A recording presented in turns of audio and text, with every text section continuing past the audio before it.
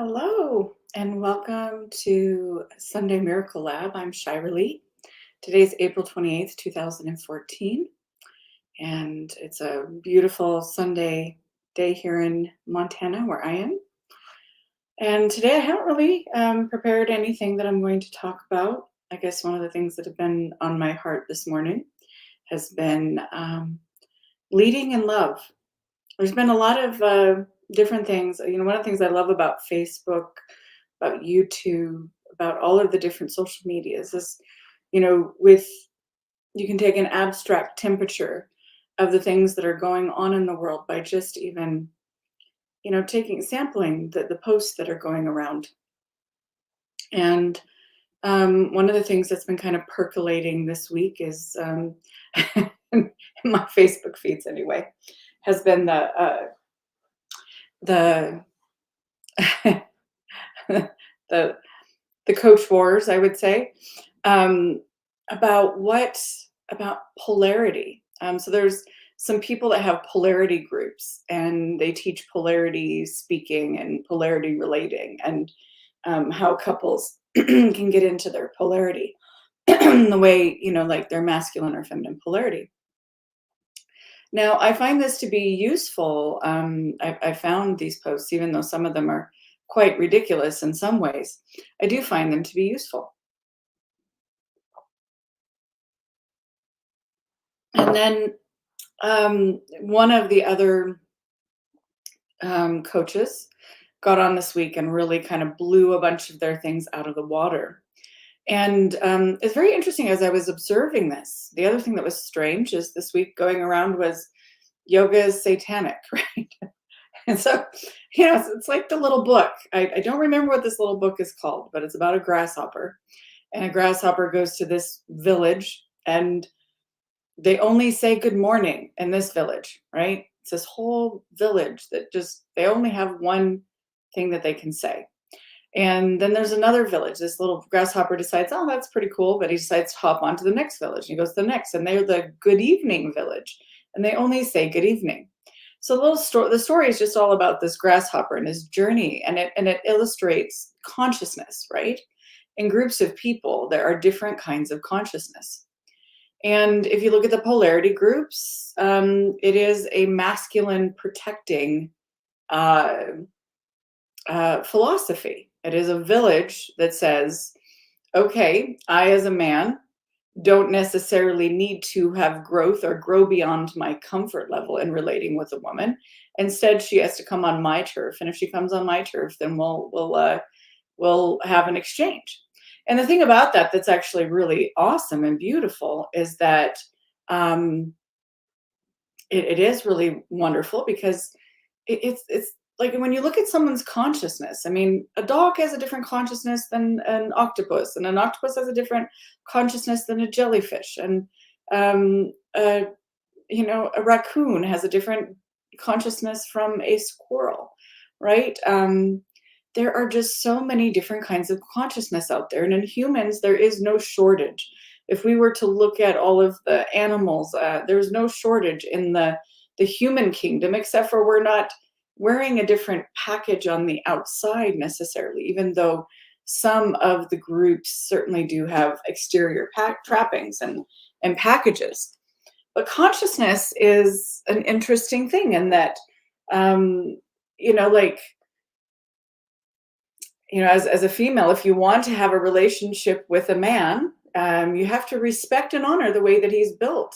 And that often includes following along with some of the polarity scripting. And it doesn't need to be scripted, it doesn't need to be rigid.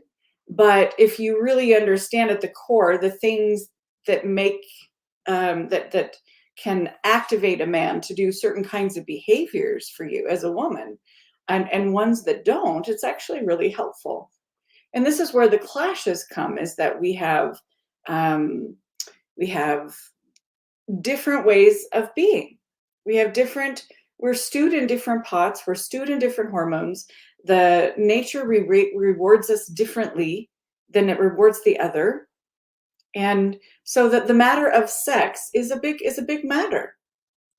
And the matter of the divide that's there, like if we want to be heard, speaking so that you can be heard is one of the most useful things that you can ever adapt as far as a strategy in life.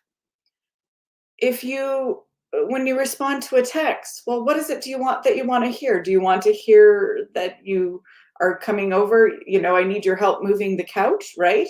Or are you wanting to hear something else, right? So how we're speaking when someone texts us something or when somebody calls us, to get really clear really quick what we want to hear from the person. Like, oh, take a day off. If you want to hear take a day off, well, then structure the understanding in that conversation, your communication, so that that can be an outcome, right? And it's the same way with, that men often have like more string brains, right? It's a phenomena that and this is not all men, because some men are fire. Some men have super brains and they can just hold large amounts of information. But for most men, um, giving them more than 5 items to go to the grocery store with, they'll forget all of the items, or at least forget half of them if you give them 6, right? Giving them a list or something they can follow along. It's not a bad thing that men are this way, most men. It's not an awful thing. It's just like this is the consciousness you're working with. And so if you're working with this consciousness, then you've got to communicate in a way that they can understand, and in a way that you can get the result that you're wanting, which is all the 5 ingredients that you're needing to make your pie or whatever. So it's not a matter of right or wrong or what is the highest theology on this subject, right? And there's one particular coach named Igor, and I forget his last name, but he's just an incredible coach. Like as far as someone who just knows how to speak to females. Um, like, and in a way that females understand, and understands the female heart. And often his teachings are very beautiful. He has a very beautiful relationship with his mother. He has a very beautiful relationship with women, and he is very mature in his like very adult approach to the situation of attending to women. So he's a woman's coach, and that's really really wonderful. But he was kind of really poking some holes in a lot of the men stay behind your barricade and polarity teachings of making women come and join into their village, right? Their good morning village, right? And in their good morning village, respect is the currency, and permission and all of these different things are things that men really understand and men respond to. And so if you are going to go to a man's village and you're wanting a man to interact with you, then it's really helpful to know how that can happen successfully, right? However, if you're going into a woman's village and you want to communicate with a woman, knowing about her inner territories and her language and her uh, beautiful ways of being and ways of processing information. Women have more like constellation brains that fire. They're like all of the parts are connected, right? They're not compartmentalized, um, as they are often in men's minds.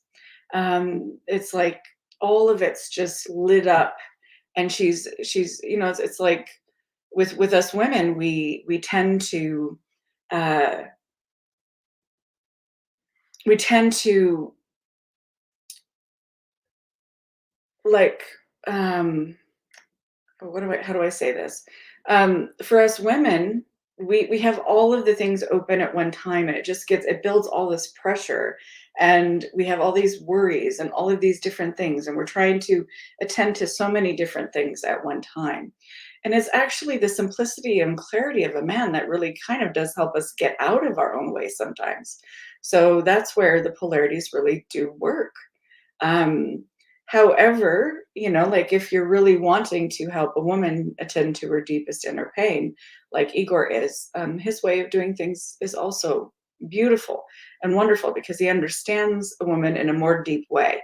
He's not so steeped in his own psychology that he can't get into the world of the other creature, right? The other village that he's visiting. And for us as a humanity to really move into miracles, to move into times of peace and prosperity here on earth, we have to learn how to speak each other's languages. And we first need to understand ourselves and understand our village and our territory and our consciousness. But then there comes the place of exploring different ways of seeing the world. And that's one of the things that I have found really beautiful about marriage is that I've gotten to witness another way of looking at life that's not right or wrong, good or bad. It's just another way. And I have gotten to do that over decades and over, and a lifetime with someone. So that's a really, really beautiful thing. So, one of the things that I was really reminded of to this morning was visions, and one of the things about miracles, this miracles group is dedicated to bringing the world into creating more miracles. And what are miracles? Miracles are the things that we don't understand, but yet they're supernatural. They're part of the spiritual realm, and what we can do um, is we can begin to open up inroads into miracles. And how I have done that is in the study of the soul, in the study of the nature of the soul, why the soul's here, what the soul is wanting from this experience. I had a vision early on, and I don't know if it was my vision or my husband's vision, but they become blurry after a while because I'm like, as he's saying them, I see them too. And then there's meanings that come forward for me. So I don't know, a vision that we had together, where we were talking about relationships, and we did a vision, and we saw this vision of a couple like us walking hand in hand on this crescent beach, and it was completely closed in. So it's like all you could do is walk back and forth and back and forth. There was nowhere to go. You could go, I guess, into the water. You could try to hike up or hike the cliffs, but there was really nowhere to go in this vision. And I believe what spirit was communicating through that is like, when we stay in the spirit world and we just love each other and we're just absolutely open to all of the beauties that are in other souls and other individuals, we don't have our egoic nature attached. We don't have our personality attached in the same way. And there's really nowhere to go there. And so we come here and we take on roles. We play on a stage and we say masculine, feminine. We say, there's so many other, our strategies also determine our archetypes. And the way that we feel is the right way to go about things. And many of us turn on multiple archetypes because we get multiple strategies going on. I have all but 2 of them going on. And the last 2 for me are, they're ones that are harder for me to grasp because I'm a very not time-bound person. Time is a suggestion for me. It is not a quick, firm, hard anything. And so it's like I'm moving things forward, I'm getting things done, but I'm doing it at a much more slow pace, and I don't want to shame myself because maybe that's not bad. Maybe that's exactly what I'm meant to be doing. But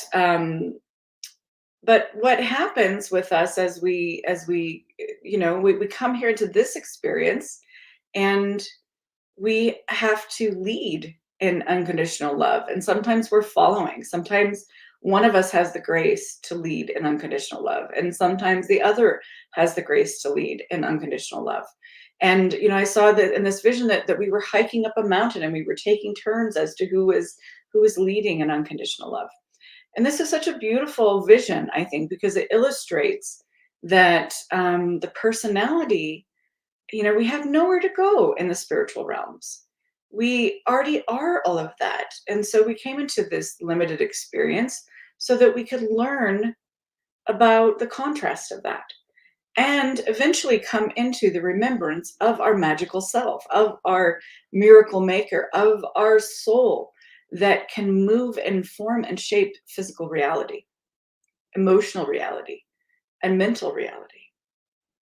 And learning how to navigate in all of these different realms, um, when we have resistance in one of them, we will have resistance in all of them in some ways. We the issues that we have in life, we have, they stream across all four levels of our consciousness.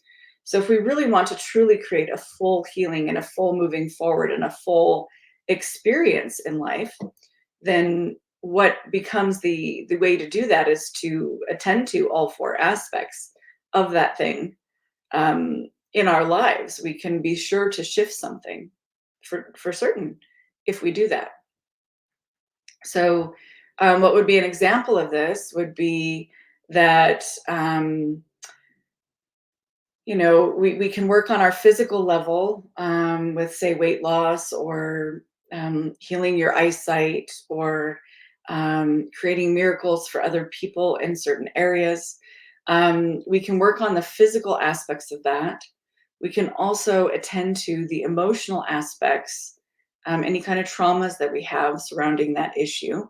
We can also attend to the mind, which is like the mindset. The way that the mind works, we've got many minds, right? But our mind is really deeply, all of our system is deeply integrated. Of course, we're all one being, and it's seamless, but it's just like the camera has sound running, and it has a picture running, and it has maybe words running across it, right? That's like three dimensions of information that's coming through. We have four. We have these four aspects: this physical reality, we have this emotional reality, which is very personal, and we have, our emotional systems, right, that are with that. We also have a mental reality, which is our solution, and we also have, how we're going to go about solving all the problems in life, and putting things in certain boxes and organizing them certain ways. And then we've also got a creative self, which is more in alignment with the spiritual self. And so when we put all these four together, that is when truly the spiritual self is awake. We learn better, we sleep better, we do everything better when we are in our four-dimensional awareness. And and when we look at personality, there are four dimensions of personality. There are people that are physically dominant, there's people that are emotionally dominant, there's people that are mentally dominant, and there's people that are creatively dominant. And those four form the four basic archetypes, so the four camps of humanity. And if you were to take every single fight that is online or in the world, or disagreement, or political debate, or whatever it is, what you're going to be coming up against is those four different dimensions, and the rules and the realities of those four different dimensions are going to be clashing with one another. And because we have people that live in those camps, right? There are people that live in the emotional camp, and there are people that they are emotionally dominant. They live in their emotional limerence. Okay, we can all sit here and say, okay, I'm going to have an emotional imagination. I watched a movie last night, and I don't watch. This particular movie that I watched was like, it was more like I had control of the remote for the night. So, um, I picked out a movie that was, it was called Brooklyn, and it was a kind of a romantic story about a woman that moved from Ireland to Brooklyn in the 1950s, I believe. but it was kind of a romantic story. And you know, like the kind of things in that story are the kind of things that an emotional limerence person is very adept at writing a story about. So likely the person who wrote that story was a emotional limerence master, right? um, a master of setting up the stage of this emotional drama where love and all of these different things are explored, all these different emotional realities. And us women are in that process of exploring emotional realities. Most women are emotionally dominant. And in other words, that dimension of life is the most real, pronounced. And, you know, if we were to take the video example again, you know, if we're emotionally dominant, we're actually in our emotional imagination, imagining scenarios most of our day. We might flip into doing some concrete tasks for a while. We might flip into um, a little bit of thinking about something. We might write a couple checks and write some bills or something like that. But and we might head over and do something creative for a few minutes. But if we were to look at the 24-hour period, um, as far as women, they spend most of their time in emotional limerence. So this is a very, very different way to spend your time than men spend their time, because men often spend their time in the physical dominance. They have a lot of physical imagination. They imagine scenarios of bodies and body parts and mechanisms working together, and you know, the way that things are going together in what they're building or what they're doing for the day. But they're very keenly aware of reality and um, uh, doing the things. And then it's more of a state of just being, right? It's like you're doing something and you're not really thinking. Your brain's working a bit. You're not really imagining something, you know, that like you're just in the space doing something, right? Putting a mechanic has that kind of consciousness. He's putting the engine back together. He's fixing the brakes. A plumber has that. He's putting the pieces together and making himself high off the glue while he's doing it, right? So there's like all different. There's so many different kinds of ways. Even if you were an insurance agent, you could be a doer, where you have these tasks and you're getting them done and you're knocking them out and you're making the calls that need to happen and things like that. That could also be the mechanism that you are attending to. And but it's a very different state of being than the state of being that we go into when we're in emotional imagination, when we're having a fantasy about Jason Momoa or something like that, right? When we're having a fantasy, you know, romance novels are and stories like 50 Shades of Grey and all those different things, they have all these emotional limerence features in them. And even if you were to visit India or some of these other countries, the emotional imagination of women is also very strong there. They're imagining the next party and the next holiday and the next wedding and who's going to be talking to who and what's going to happen and what they're going to wear and what they're going to bring and all these different things, right? But it's an emotional imagination about relational things, right? And then mentally dominant people, they're usually figuring stuff out and learning all the time and then putting things in certain boxes and also gaining places to share their wisdom. And that's kind of being in your head, and your body and your emotions are really not something that you need. You're just, you know, you're like a little walking computer, right? Computers and the mental realm are very congruent with one another. Um, but as you'll find, you know, like sitting at a computer for 12 hours a day, your body is not very congruent with your body. Your body is still an animal that needs to go for a walk and it needs to have different things happen.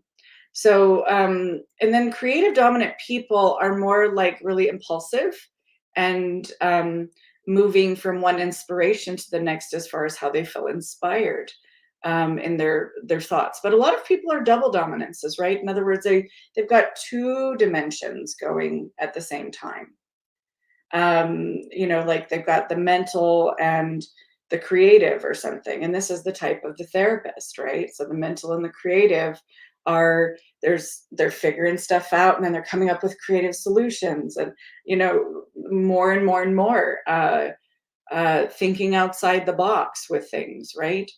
um, and you mix the archetype of earth and air, and you basically have the patriarchy, right? Like it's like science. What the earthy, physical, dominant based folks can agree on with the mental, that kind of becomes science, right? It's what works that's mixed with theories. And we could call that the patriarchy, right?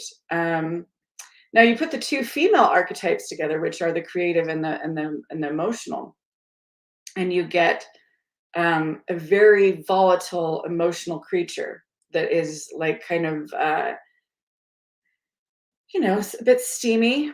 It's like you put water and you put uh, water and fire together, you're going to get steam, and so that's one of the female archetypes that is really, really common that you see.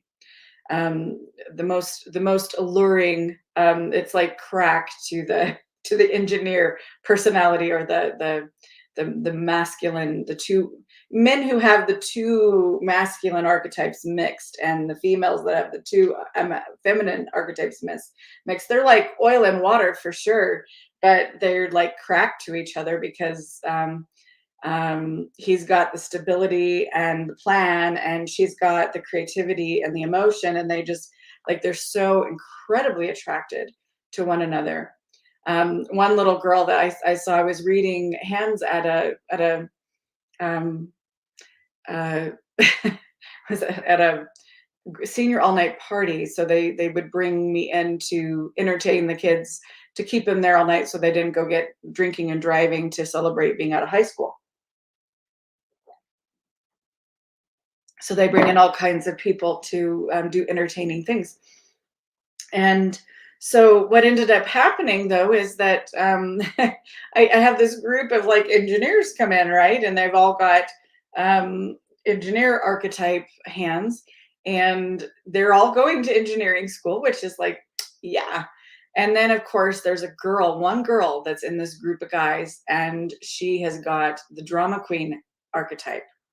And like she doesn't really have the capacity. You can see by looking at her consciousness, she doesn't really have the capacity for engineering school, but she certainly will probably find a mate there. because she's their crack, right? Like she's the opposite, and whatever's opposite of us is always like the thing that is most alluring, most attractive, most exciting. And so, yeah, so this is just kind of a little journey around the little camps of consciousness. And you'll find too that in the religious worlds, and in the worlds of spirituality, and even in the world of thought, where we go into the university system and all of the different ideas and TED Talks and things like that, there's a lot of different camps that exist, and subcamps that exist in all of those different subgroups of personality. And the same thing with spirituality. You have all of these different people that have an idea about where we come from, about what our origins are, and what the deities that created us might be like.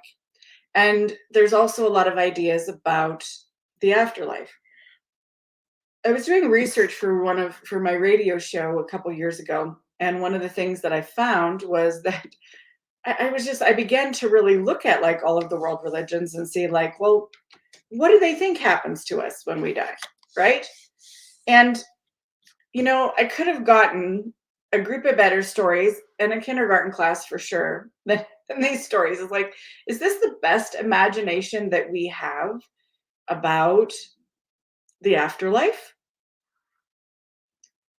I mean, honestly, the Muslims had the best stories, right? Like, in other words, at least there's some adventure and I think they get like 9 virgins or something like that. At least there's some pleasure going on in the spiritual realms.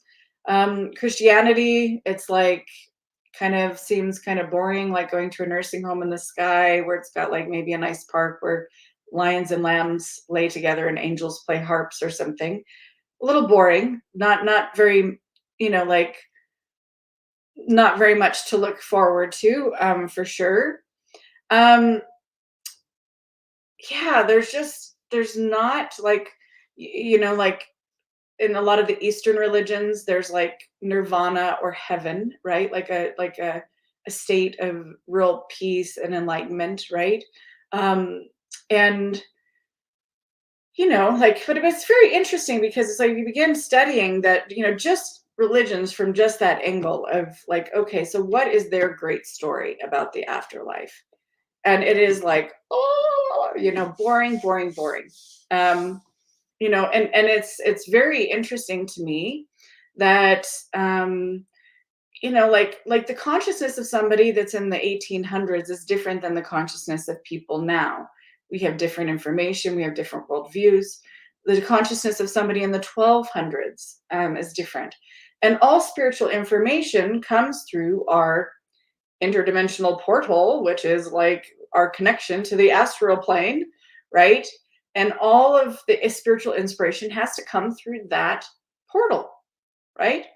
It is the function or the place that happens in the body and or in our system.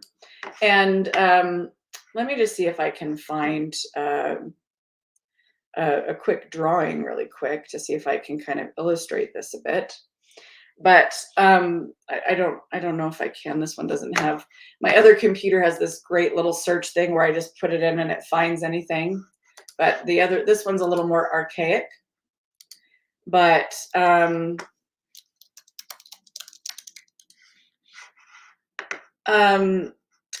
yeah, I don't see that is even on this computer, so I'm not even going to go there. But the consciousness of somebody, and it's very interesting because I've gotten to look at a bunch of old palmistry books, which of course is getting to look at a map. Oh, Keys. oh, the keys they should be right on the counter.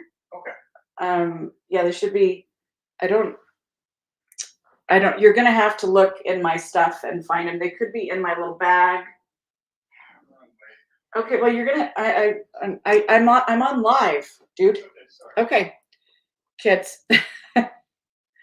I guess I could end off early, but hold on just a second. I'm gonna just do this. Come on, kid.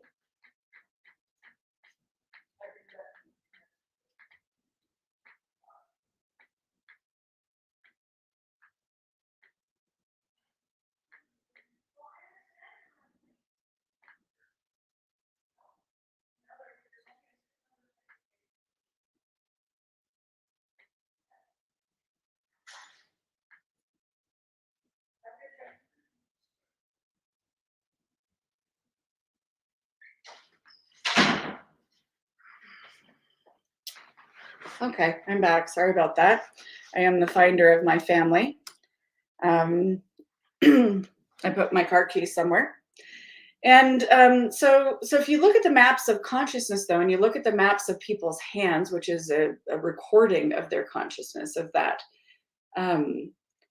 the different areas of life that they've been spending time in, it's very interactive. It's very interesting the way that it is that the parts that you embody, it's like a map. So let's just say that it's a map of North America and South America or something like that, right? If that was the hand, let's say, and like Alaska's one place, and there's you know, the upper parts of North America, like Canada, and then there's the United States, and then there's South America, and all these little countries and regions, right? And the way that the hand is it's like, as you embody more thinking. So if you're somebody who spends a lot of time in the thinking aspect, dimensional aspect, your hand will grow longer and more rectangular. And if you're somebody who spends a lot of time in that act of doing, then your hand is going to be short and squat. And if you are somebody who spends a lot of time feeling, your hand's going to be watery and seaweed like and soft and like it's been soaking in water and very protected, right? Um, if you shake a man's hand and his hand is soft, it means that he has a relationship with his emotional self, right? And if you um, yeah, so and if there's a bunch of lines and fire on it, it means that creative energy is just really, really lit up in your experience.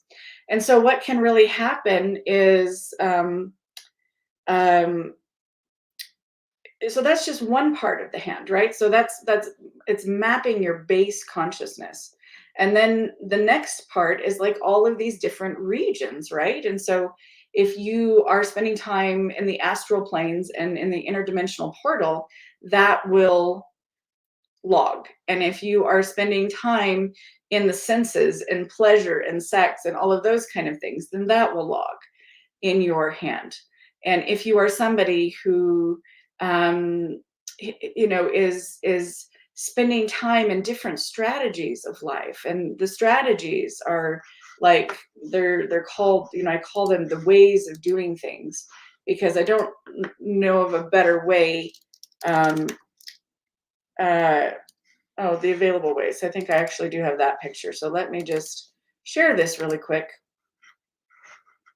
And the reason why I'm explaining this is because I believe that you've got to understand consciousness a little bit if you want to be able to really work miracles. Because you've got to understand where you go to work the miracles. And it also increases your faith in miracles, because when you find out that it's actually a place and it's actually a thing and it's just as valid as the other ways and things of doing things, then you begin to gain confidence in that. Okay, so let me see if I can do this. Um, um, okay, so it's asking me to select this tab to share.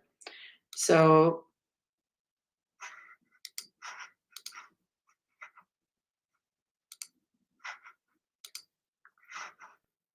okay, so it looks like I have too many things open. So I will get this here at some point. Let's see here. It's a window. There we go. All right. So now we can see this on here. And so you can see that these are kind of the different ways of doing things. So people that have really tall pinkies, they're really, really more like clever strategy people, right? Again, it's a very much a repeat of a very mental energy, but it's a clever kind of mental energy that person has. If it's the ring finger, it's creativity. So that's usually more of a packaging. Um, so more like entertaining, charming, um, doing things creatively and differently so that you stand out. So artistic people usually have this dominance. People that have a really big Saturn finger are people that are really good at creating systems and organizing. And, they've got those organized little Martha Stewart offices with everything in a way. Bookkeepers are very much this way. Police officers are actually this way. There's, so those are some of the archetypes that exist in Saturn. Jupiter is the action taking people. And they are jumping in to, head first to everything and just taking some action. Willpower is one way of doing things, and those are the people that I often talk about these things like in children, right? This is the thumb child is the one that stands there all day till they get the cookie, right? And they will break down, they'll exceed their parents in their willpower. Jupiter people they're gonna figure out a way to take action. They're gonna push something up, or they're gonna find a way to get to the cookie. Saturn people are gonna create a system to get to the cookie, a chore chart or something like that, so that they can get the cookie. The Apollo people are going to sing for their supper. They're going to do something cute so they can get the cookie, right? And the Mercury people, well, they're going to do something that completely surprises us because, well, they're just really, really clever. All comedians are Mercury people, emergency room doctors. There's so many different archetypes, guides that are in the Mercury strategy people. They're like the Sherlock Holmes of this is just it's like turning on the ability to be clever, right? And to look at the big picture of what's going on and make a strategy, and understand strategies, right? Like think about a Sherlock Holmes. He's understanding the motivations behind all of the movements and the evidence that exists, right? And then so these ones are all above the surface. They're all above the ground. All the fingers are above the ground. And these are things that people can see. So we can look at life and we can say, oh, I know the leader group. In other words, so that's like a consciousness village where a consciousness village where all they do, if you were to get a bunch of Jupiterian people together, they're like, we are the action folks, right? Action, action, action, action, action, right? And I have 4 sons, and one of them is an action son, and he's very, very different than my other sons that are Apollo dominant, and some of them Mercury. So so that is Jupiter. So all these are above the surface. We can go and we can visit the town of the action takers. The action takers, I mean, Tony Robbins is one of those, right? That if you set a goal and you work, you break down the steps and you do this and that, right? There's all these different action taking clubs all over the world, and they all belong to that village of consciousness, right? And there are the Saturn people. If you go to Staples and you see people coming out with giant, giant carts full of all these organizing things. If you ever went to a accounting, workshop or something like that, right? You're going to find all of these system creating people there. And they have a club, and they have all kinds of insurances, and they have, hi, Shelley, nice to see you. They have all of these different lovely things going on, right? And they have even the quilting clubs are a Saturnian club, right? So if we were to go in the world and say, okay, who says, I was talking this morning, Shelley, about the good morning group and the good evening group, this little grasshopper, this book that my therapist gave me. Grasshopper going to a village, and in this village is this consciousness, and they only say good morning here. They only say good morning, good morning, good morning, good morning. The grasshopper goes to the next village, and the next village is all good evening. We only say good evening here. And this is like going to the different spiritual groups or the different groups all around the world, in any city, anywhere. They have absolutely places for, and this is visible. You can see them everywhere. Willpower. Okay. You can go to willpower groups. You can find willpower, all kinds of books, seminars, all kinds of things on willpower. There are, that's a village that exists. The Jupiterian action leadership people, they are everywhere. They have clubs, they have insurance, they have all kinds of perks and all kinds of systems that are set up and created in the world. And the systems people, same thing. They have got stuff all over the world. Every quilting place is a place where the system and organized ladies gather, and every Staples and every, so these people, these Saturnian people are, there's also a cop archetype too. Cops are also people that uphold rules of any kind, or Saturnian. Apollo. You put the Jupiter and the Saturn together, and that's the judges of the world. So you have those 2 archetypes. When we combine them, you have the archetype of the judge. It's the way the energy forms in them, right? They feel confident being the one making all the decisions about what's right and wrong. And Apollo people, they have that, like every artistry group. There are clubs in every high school that are Apollonian groups. All people that play instruments and things like that. Things do things creatively in any kind of artist, painter. This could be a creative speaker. It could be a creative writer. There's all kinds of different things. Saturn is actually a writing archetype as well, because it's like putting order to words, right? And then and it's then there's Mercury, and mercurial archetypes are doctors, lawyers, guides are some of them. There's the just plain smart archetypes, like they're just super duper wicked smart. Some of the other ones include comedian. Oh, there's so many. So we see clubs and different places for all of these different things in the world. Now, these are very visible, and they're strategies. So you take the base temperament, like in other words, whatever preference they have, if they are emotionally, physically, mentally, or creatively dominant, and you mix this with their strategy, and you have every single archetype of every single human being that could ever exist, right? And so, but we're going to look at the passive ones. So these are the more active archetypes. The ones that are less active, are less visible, are these. It's just like we can see the power of the sun making things grow, pretty much, right? We can see so many different things above the surface and in the daytime, but we can't really see the way that the moon is pulling the tides. And we can't really see the way that gravity is pulling us towards the earth. And there's just all these forces that we don't totally understand. And they're not visible, and they're not plain. You've never been much of a group person, and you're not sure why that is, because you love people. Yeah, I mean, it's probably because you always have to be the leader, Shelley. That's probably why, because it's like, you're with a group of clueless people, and you're like, okay, well, I see what we could do.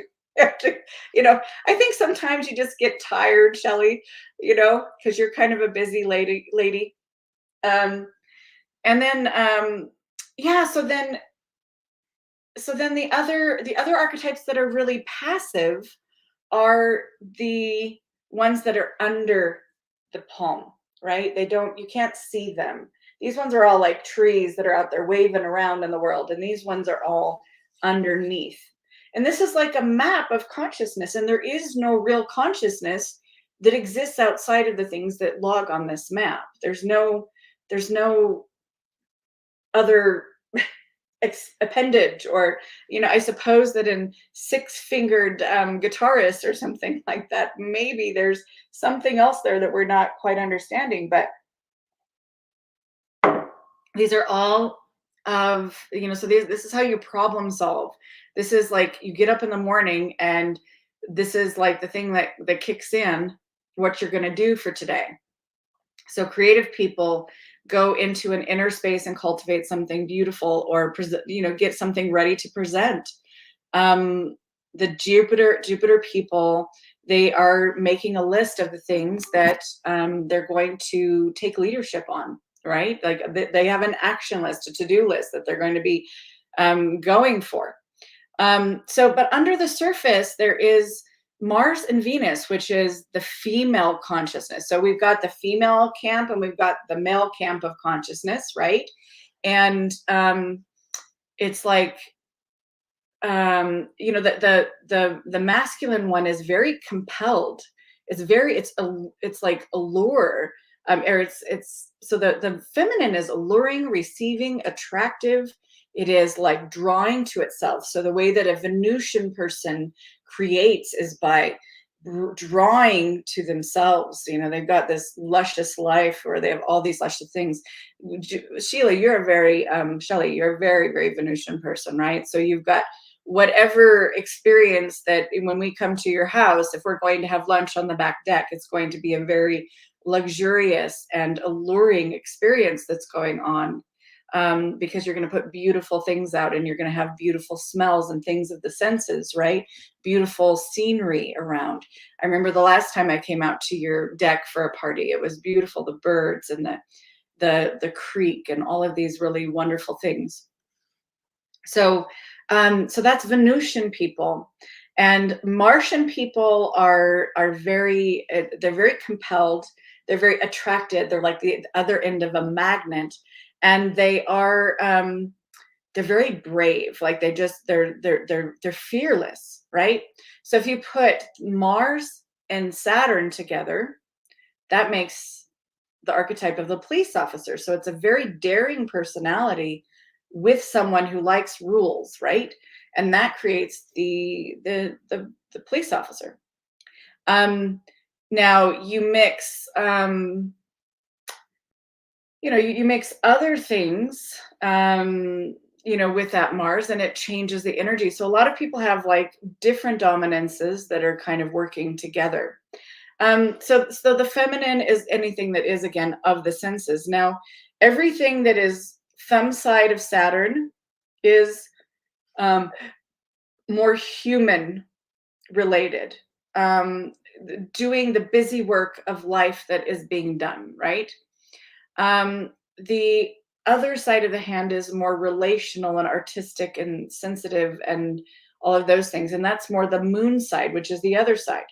Now, the moon side is the place of transformation. So this area that's underneath is like the zone of transformation. And this is the place where the magic portal is. So people that have spend a lot of time in their interdimensional spaces, in the very deepest part of themselves, in their interdimensional wormhole, connecting to the astral planes, because that's how we connect to spiritual entities. That's how we connect to our bigger self. That's how we connect to the place of meaning, the place of where we come from. So all of the other areas of the hand have really no clue about this. It's almost like if you could imagine a forest with all these mountains and valleys and all these different things, and then there's this portal well or something that's very well hidden that nobody even knows about. So if you were to go to a TED Talk, they'd be like, spirituality doesn't even exist. The realm of magic is just completely made up. And transformation, like that's, like it's not common. It's not seen. It's not understood, right? And so it is the least understood of all of the different ones. It's like in North America, it's like Alaska. It's like this place that's deep, deep, wild woods, right? The very, very few people live and very, very few people visit, right? And if we were to say like, Jupiter's like New York City, where like tons of people live there, and Saturn, there's tons of people that live there. So, but not many people go to that place. So, I was massaging a woman one time, and she was Venusian dominant. So she had a big giant Venus, and big giant Venus people are really into the body. They're really into sex. They're really into riding bikes and physical, and like they have really usually beautiful bodies and beautiful relationship. They've got a very luscious kind of way of being in the world, very luxurious. They like beautiful things and beautiful smells and beautiful environments and things like that, right? Very human. So why on earth would any of us come here to this planet but to experience the Venusian part of life, right? The taste, the smells, the sex, the all of the things of the senses. You have the big family sitting in the veranda, sipping wine and having laughs and eating beautiful food. This is Venus land, right? And this is the area that females cultivate.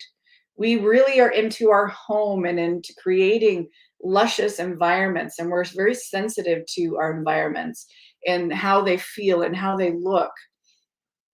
And same thing with our own body, right? But So that's human side. And the other side is moon. So this woman came in and I was massaging her and she had just ridden her bike across the United States. She was a Venus person, so athletes. So this is very body based, loving the thrill of pushing the body, loving the thrill of um, how their body is moving, right? And she's like sitting there talking to me. She says, I do not understand at all why anyone would want to interpret their dreams. That just is like the dumbest thing to me that I've ever heard, that I've ever heard of. And I am sitting there and I'm a moon dominant person. I have both Venus and moon, which creates a different archetype. But um, I'm like sitting there going, I'm not as Venus as this woman. And I am like, why on earth would you ever want to ride your bicycle across the United States? Like, what does that accomplish? Like, what are you doing there? Like, doesn't make any sense to me, right? But I'll interpret dreams all day long. I'll set aside weeks to interpret dreams, right? And I have actually gone through periods of time where I interpreted all my dreams for like years, right? And I do so with kinesiology and muscle testing, right? And because I find them so fascinating, I find what they bring forward to be so fascinating. So, anyways, but yeah, so one side is human, the other side is more spiritual. So the side that is relational, and how this divides out is just like abstractly, it's everywhere. When you see it, when you begin to really understand these foundational things, you begin to see it everywhere and you begin to identify, oh, this person is running with this operating system and this person's running with that operating system. And so by looking at someone's hand, like we also have a heart line, which tells about our emotional system, very specific information. Our headline tells very specific information about how we think. Our lifeline tells how we take care of our bodies and our connection to our basically inner vitality and our vital strength. And we have a Saturn line, which tells about our sense of responsibility. So someone that doesn't have a Saturn line, they're like more of a Peter Pan kind of individual, right? That doesn't really have a strong relationship with responsibility.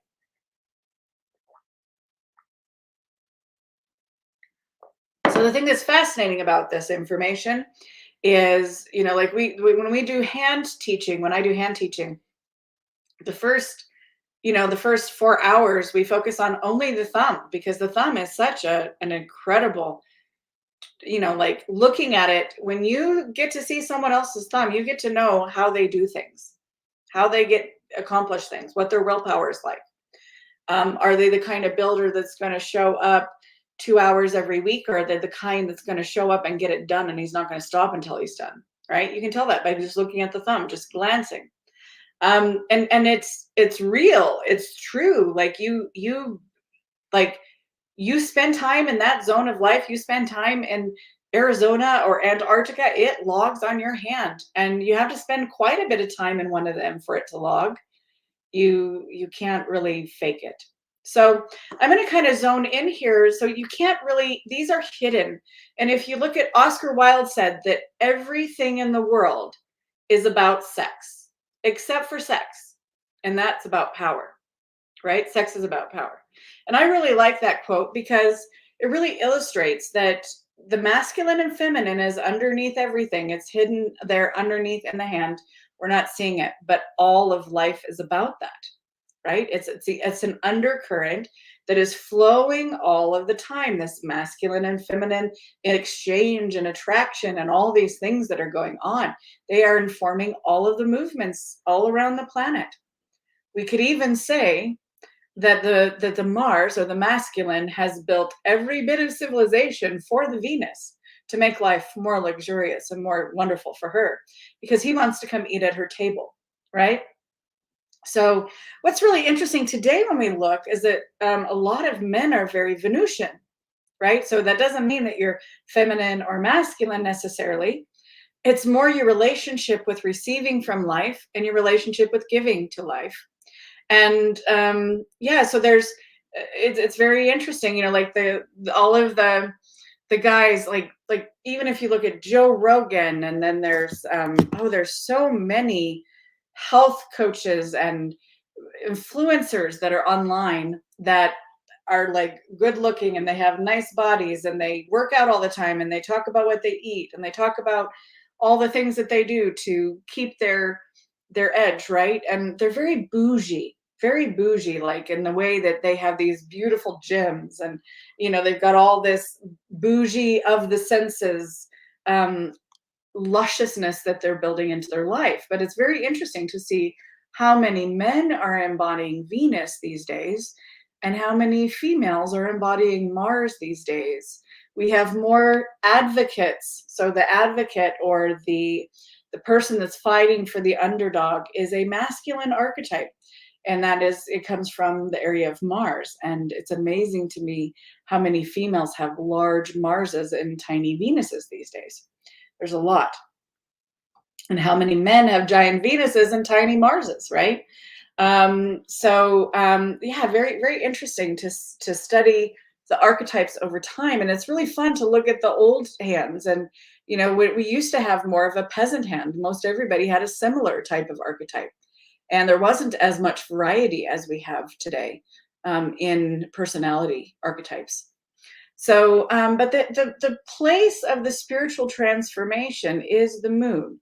And so if you're spending time there, if you're using and having a big moon means that you have a relationship with your spiritual self that is profound enough that there's a very good chance that you are influencing intuitively the fabric of society, or the fabric of reality, and the fabric of the emotional realm, and all of those different things.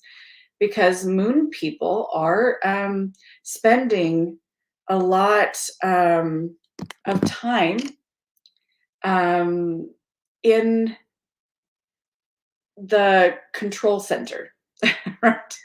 The control center of life. And so, a lot of my work centers around this control center of life because, like if we look at, and I know that I've been talking about this and maybe it's not that comfortable for people to talk about, but I am a moon personality. And so this is the big picture. This is like the moon sitting out over all of humanity and looking at all the archetypes and watching them and observing them and seeing how things work and being inspired into understandings about the meaning of life and all of that.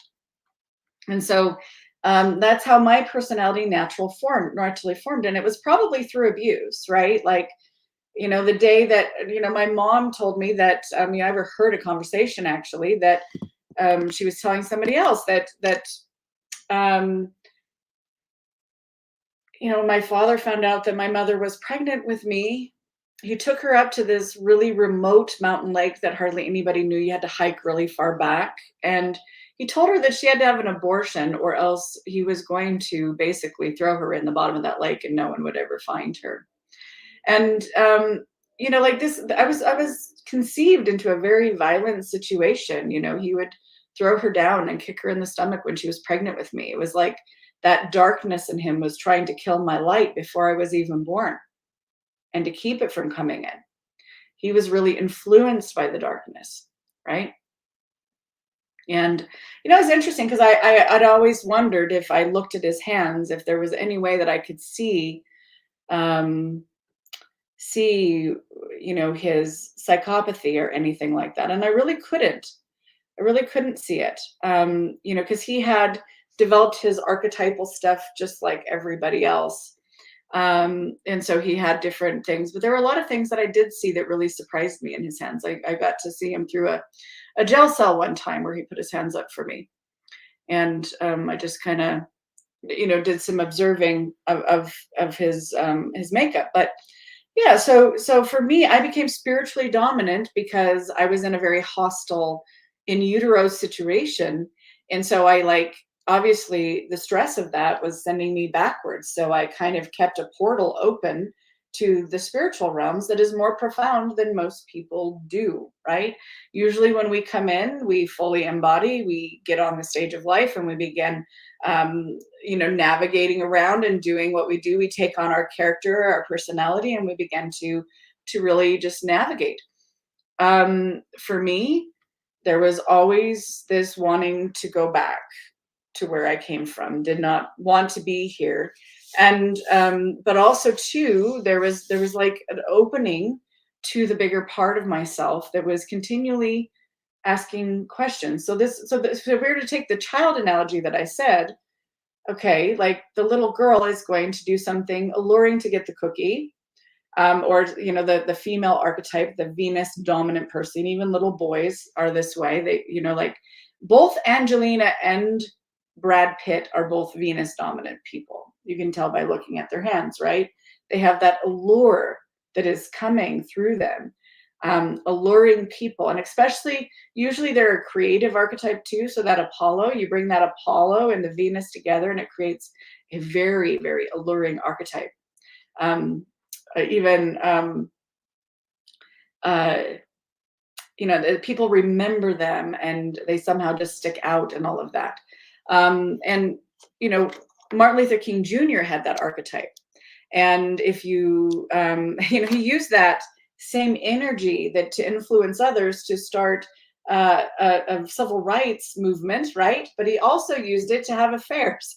And usually, like, I have one friend from Russia, and she thinks that every Venus person is a cheater. Like, she obviously had a couple of really bad experiences in a row. She just thinks that they're just too centrally impulsive, right?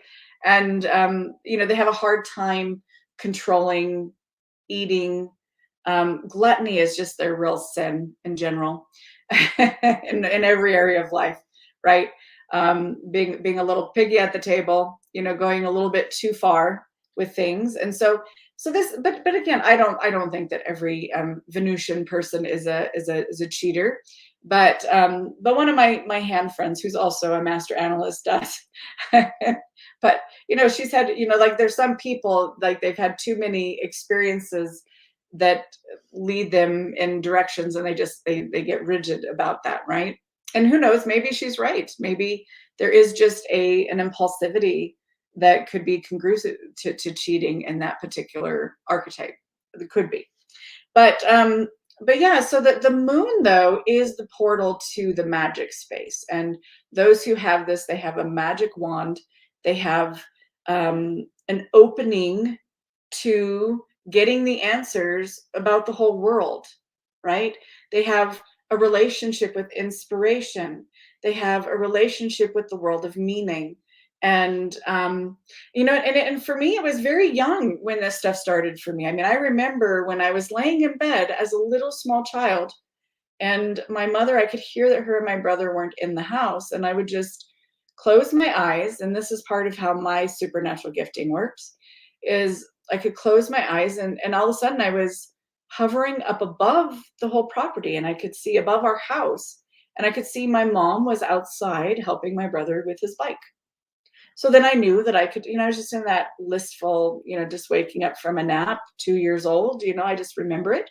And my brother is about 4, and he's outside and he's on his bike, and my mom's helping him. And I'm just inside sleeping. So, but anyway, so there's all these supernatural tools that come with that, right? So you, like, that supernatural portal is the portal of the soul technologies. Because if you look at, like, so we're here in this human experience, and we're here in this human experience, and we're experiencing the contrast of being limited, right? We're experiencing, one of the stories I've read about this is from a man who came in, and he was blind and also gay, and he came in to experience that differentness, that level of differentness. He couldn't see, and he was also different in the way that his sexuality was, right? And than the other people. And so people that choose those life, they do so that they can be different, right? That's what they want. That's what the soul wants. So sometimes, like, I have to remind my brother, I have a gay brother. It's like, you wanted to understand being different than other people. This is the contrast that you came to experience, right? And it's so that is, like, when we're looking at the big picture of why we're in life and what it's all about and what's the meaning of this and where do we come from, the only part of you that can answer that is the moon part of you. Now, everybody has a moon, Everybody has an interdimensional portal. Everybody has a higher self. Everybody has an oversoul. Everybody has a God spark. Everybody has those, but it's like buried deep in the woods, and they don't go like to climb down that creepy little tunnel because there's all these feelings that they have to attend to when they get down there. That's not comfortable, right? All these things they've been running from their whole life. That's not comfortable. But if we push through that, then we go into deeper territory and deeper territory. And it's through that plane that we can actually ask, the astral plane is connected to that, and we can access the whole of eternity. It's like a wormhole where we can go into magic realities where we can interact and get things answered. Do you know the people that levitate and all of the supernatural gifts that we can do here? Those, there's like all the clairaudience and clairvoyance and all of these different things. All of them come through this portal. They all come through. Now, the other exception to that is there's some stuff in the thumb that can supernaturally interact as well. There's also supernatural energy that can come in on all parts of the hand, and these are like things that levels that we've unlocked in our other lifetimes. These are the gift markings. And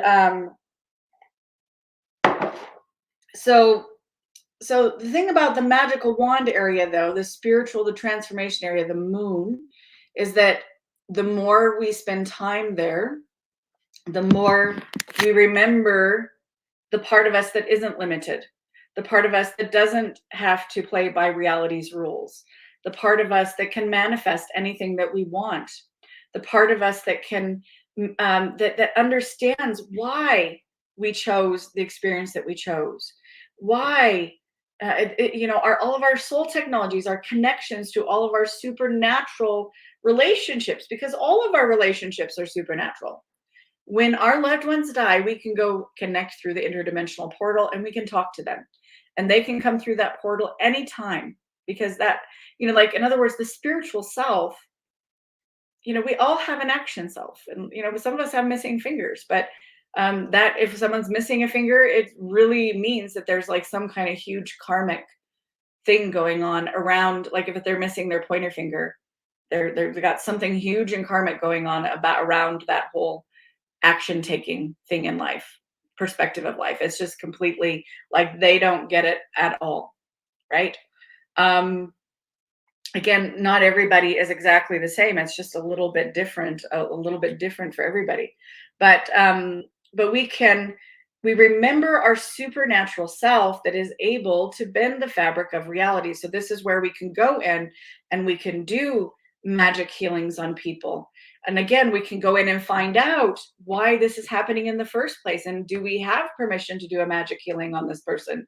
And if it doesn't answer, it's because there's something more good that is coming for that individual, something more wonderful. There's an understanding that they're coming to.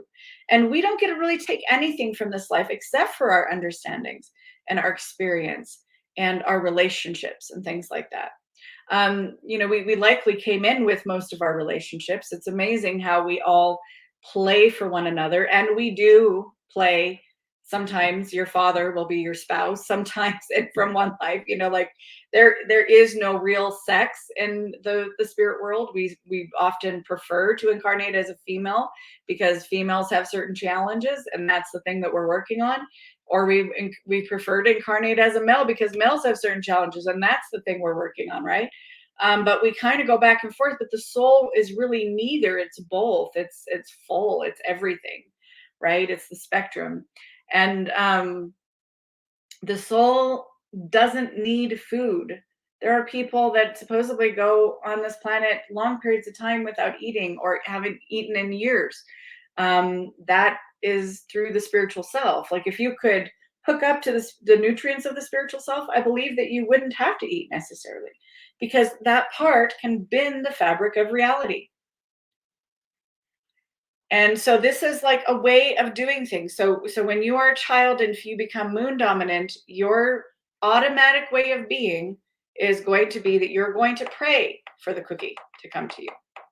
And that is the strategy that makes the least sense to all of the other types. And if you want to talk about being different and being picked on for being different.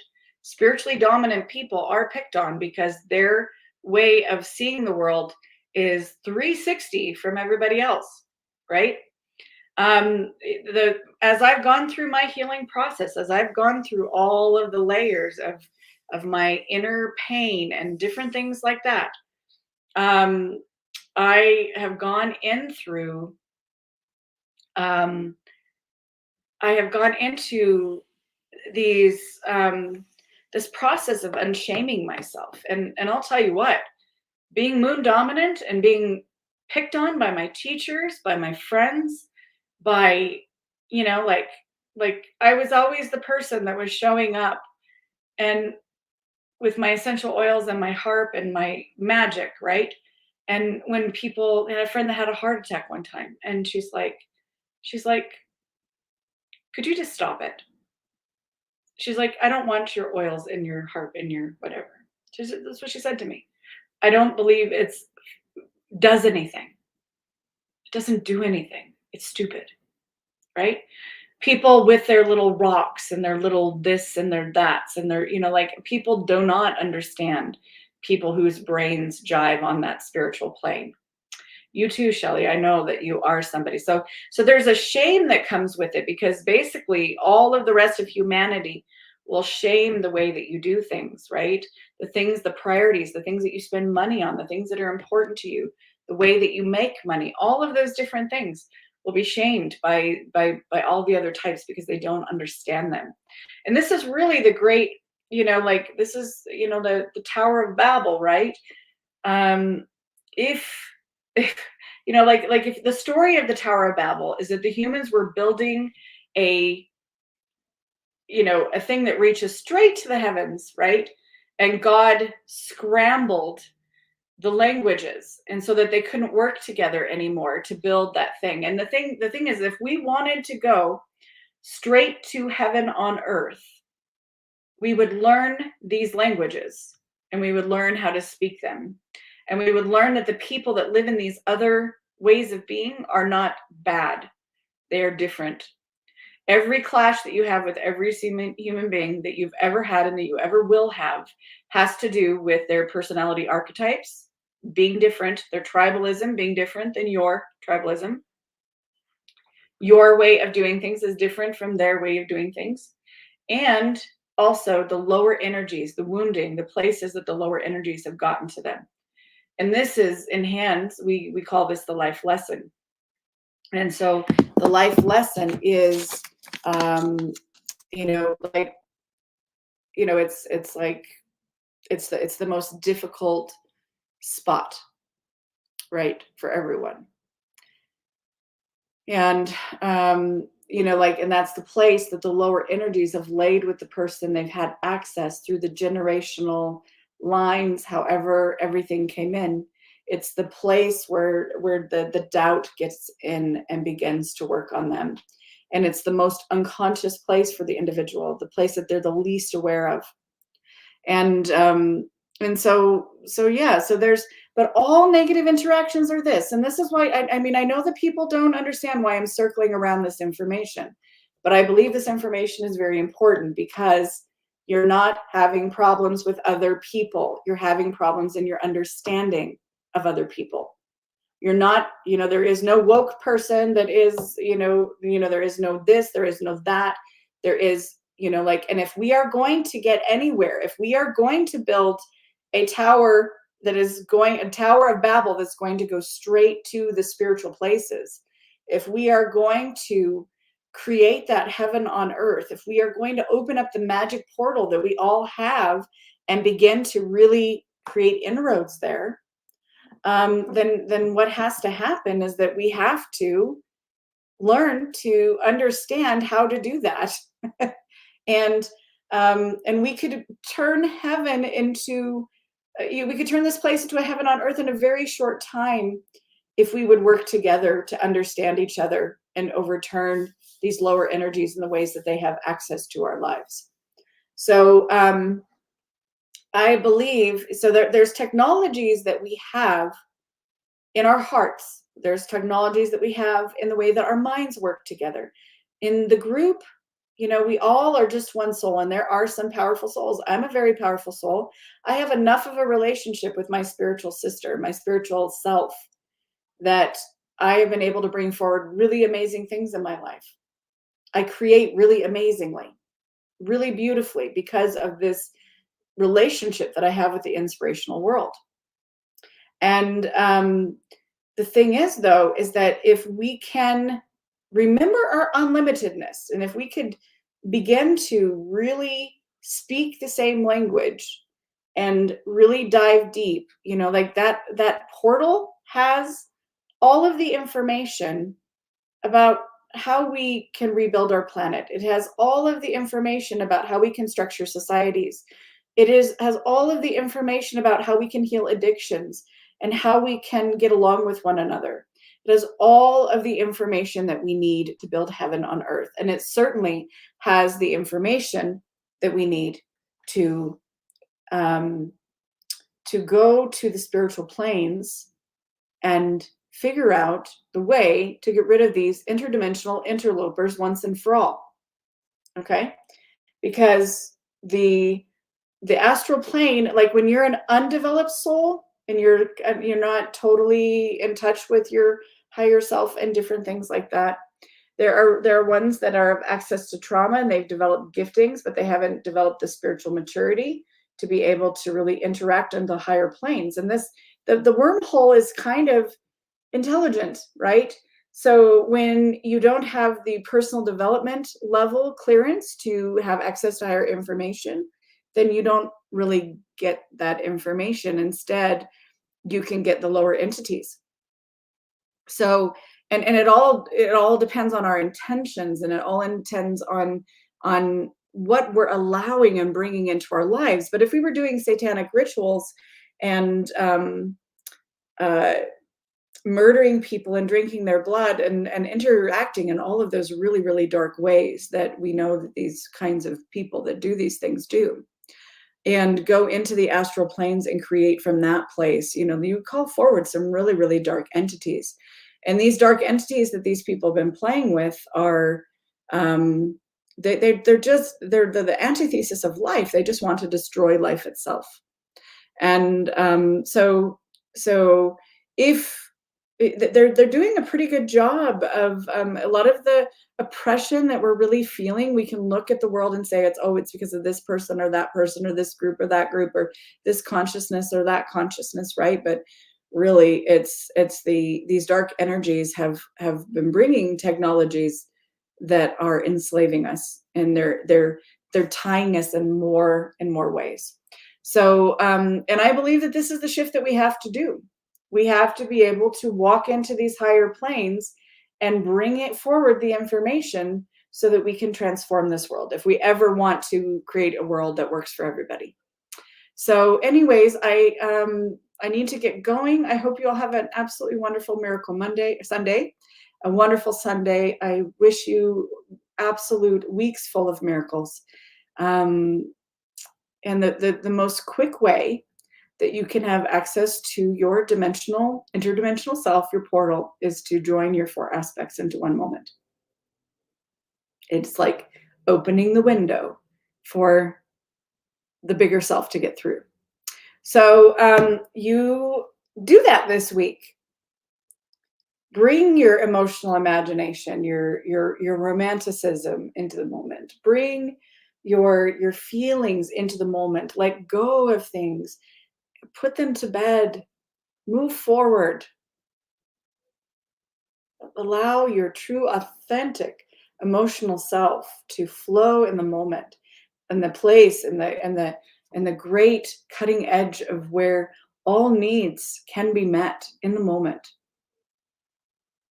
Ask, be in your body, attend to your body's needs, take it for walks, feed it some good food and water, right?